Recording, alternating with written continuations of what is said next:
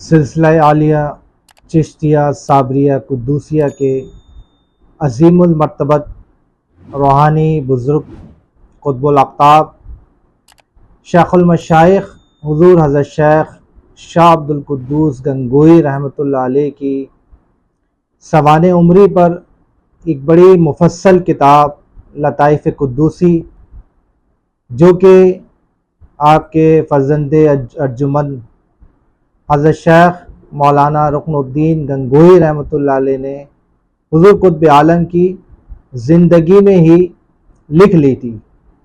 جس کو حضور قطب عالم حضرت شیخ شاہ عبد القدوس گنگوئی رحمۃ اللہ علیہ نے بہت پسند فرمایا، اور جس کا کم و بیش 500 سال کے بعد فارسی سے اردو میں ترجمہ میرے قبلہ پیر و مرشد قطب عالم حضور حضرت شیخ شاہ اظہار الاسلام قدوسی گنگوئی رحمۃ اللہ علیہ نے فرمایا،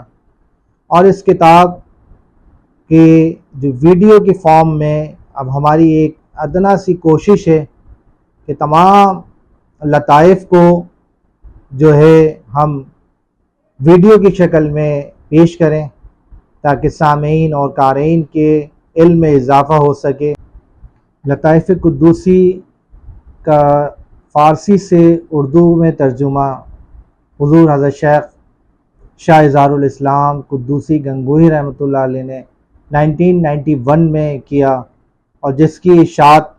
کراچی میں مکتبہ عباسیہ سے ہوئی، اور اس کے بعد کافی عرصے کے بعد وہ لطائف قدوسی کا جو سر ورک ہے، ٹائٹل ورک ہے، وہ آپ دیکھ سکتے ہیں کہ وہ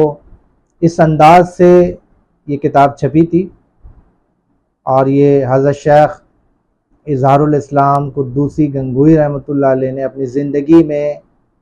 اس کی اشاعت فرمائی تھی۔ اور اس کے بعد کافی عرصے بعد ہمارے نہایت عزیز دوست سید عثمان وجاہت صاحب سے رابطہ ہوا،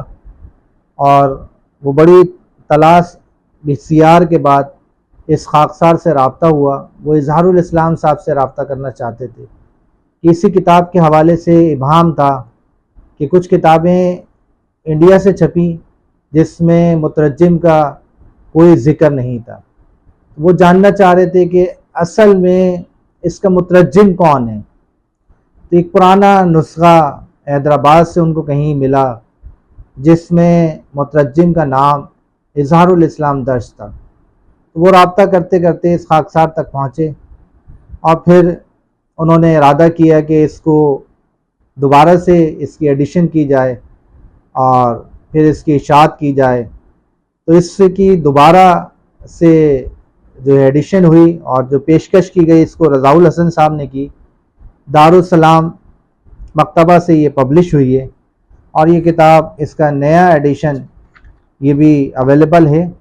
وہ اس انداز سے آپ دیکھ سکتے ہیں کہ اس کتاب میں جو ہے بالکل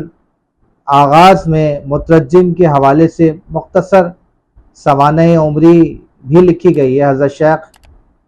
شاہ اظہار الاسلام قدوسی گنگوئی رحمۃ اللہ علیہ کی سوانح عمری بھی مختصراً لکھی گئی ہے، اور پھر تمام لطائف